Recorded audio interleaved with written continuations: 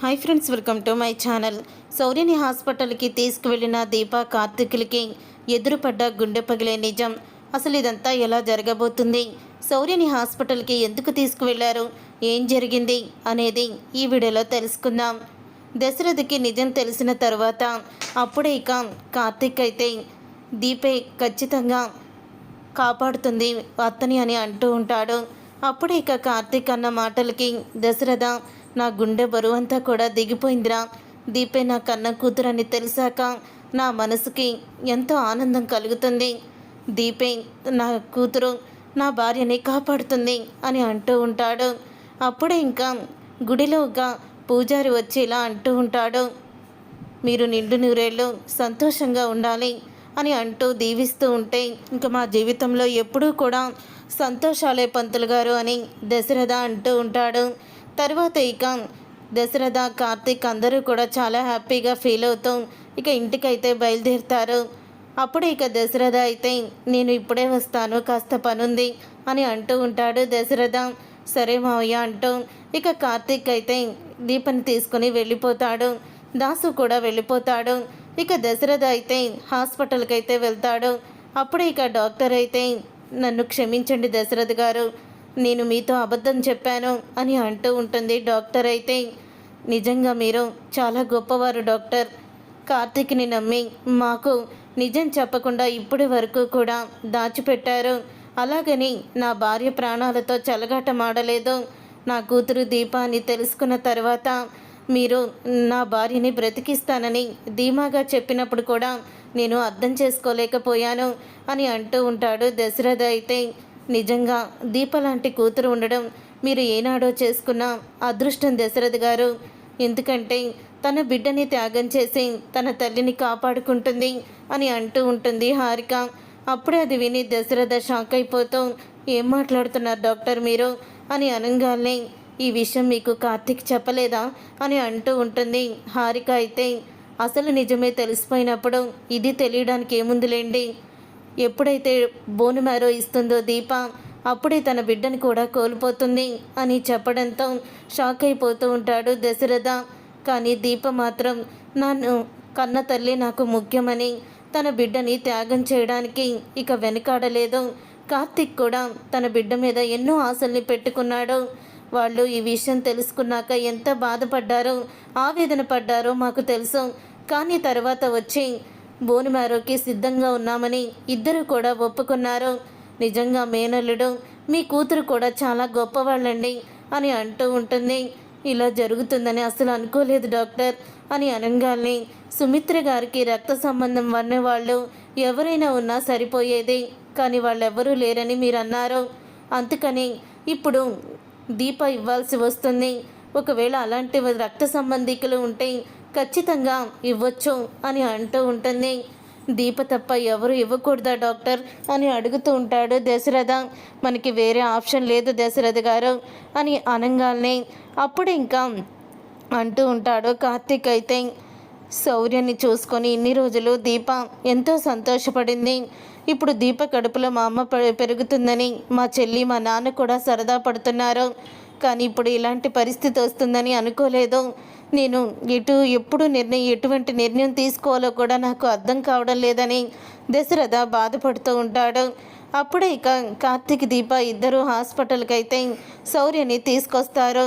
అప్పుడు ఇక హాస్పిటల్కి శౌర్యని తీసుకురావడంతో దశరథని చూసి, మావయ్య నువ్విక్కడే ఉన్నావా అని అంటూ ఉంటే, ఏమైందిరా శౌర్యకి అని అంటూ కంగారు పడిపోతూ ఉంటే, పడిపోయింది మావయ్య, ఇక్కడ చిల్డ్రన్ హాస్పిటల్ డాక్టర్ ఉన్నారు కదా, చూపిద్దామని తీసుకొచ్చాము అని అనగానే అప్పుడే ఇక డాక్టర్ హారిక అయితే, ఇక్కడ పడుకోబెట్టండి డాక్టర్ని పిలుస్తాను అని అంటూ ఉంటారు. అప్పుడు ఇక శౌర్య అయితే, నాకు పెద్దగా దెబ్బ తగలేదు తాత, వీళ్ళే కంగారు పడిపోతున్నారు అని అంటూ ఉంటుంది శౌర్య. అచ్చం మీ అమ్మలాగే మాట్లాడుతుంది చూడమ్మా అని అంటూ ఉంటాడు దశరథ. అయితే తను అంతే, నాకేం కాలేదు ఏం కాలేదు అంటుంది, అమ్మమ్మ పోలికలు వచ్చాయేమో అని అంటూ ఉంటాడు దశరథ. అయితే అప్పుడు ఇక దశరథ అలా అన్న తర్వాత ఇంతలో ఇక డాక్టర్ హారిక అయితే, కార్తీక్ మీతో ఒక విషయం మాట్లాడాలి అని అంటూ ఉంటుంది. ఏంటి డాక్టర్? ఏం లేదు కార్తీక్, ఇప్పుడు దీప రక్తమే కదా శౌర్య, శౌర్యలో కూడా సుమిత్ర గారి శాంపిల్స్ మ్యాచ్ అవుతాయేమో చూద్దామా అని అడుగుతూ ఉంటుంది. డాక్టర్ తను చిన్నపిల్ల, అదే అదే ఆలోచిస్తున్నాను. ఇప్పుడే ఒక్క క్షణం, అమెరికాలో దీనికి సంబంధించిన స్పెషలిస్ట్ డాక్టర్ ఉన్నారు, ఆయన అడుగుతాను అని ఫోన్ అయితే చేస్తుంది. చేసిన తర్వాత అప్పుడే దశరథ, ఏమైందిరా, డాక్టర్ నిన్ను పక్కకెందుకు రమ్మంది అని అంటూ ఉంటే శౌర్య కూడా, అత్తకు రక్తమే కదా, శాంపిల్స్ మ్యాచ్ అయితే శౌర్య బోన్ మ్యారో ఇస్తుందేమో అని అంటున్నారు. కానీ చిన్నపిల్ల కదా అని నేనే అడుగుతున్నాను, ప్రమాదం ఏమీ ఉండదు కదా అని అంటే, పెద్ద డాక్టర్ని కనుక్కొని ఫోన్ చేస్తాను, అమెరికాలో ఉన్నారు అని ఫోన్ చేస్తుంది మావయ్య అని అంటూ ఉంటాడు కార్తీక్. అప్పుడే గుడ్ న్యూస్ కార్తీక్, ఇప్పుడు మీ బిడ్డని కోల్పోవాల్సిన అవసరం లేదు. శౌర్య శాంపిల్స్ మ్యాచ్ అవుతే సుమిత్ర గారికి శౌర్య బోన్ మ్యారో ఇవ్వచ్చు. దానికి సంబంధించిన ట్రీట్మెంట్ చేయడానికి స్వయంగా అమెరికా నుంచి అతనే ఇండియాకి వస్తున్నాడు. ఎందుకంటే అతనికి ఇక్కడ ఇండియాలో ఏదో పని ఉందట, సరిగ్గా ఆయన ఇప్పుడే టైంకి వస్తున్నాడు, మన అదృష్టం అని అంటూ ఉంటే, థ్యాంక్ యూ డాక్టర్, వెంటనే ఇక శౌర్యకి మీరు శాంపిల్స్ అన్నీ కూడా తీసుకోండి అని అంటూ ఉంటాడు కార్తీక్. అయితే ఇక అది విని దశరథ, దీప, కార్తీక్ చాలా ఆనందపడుతూ ఉంటారు.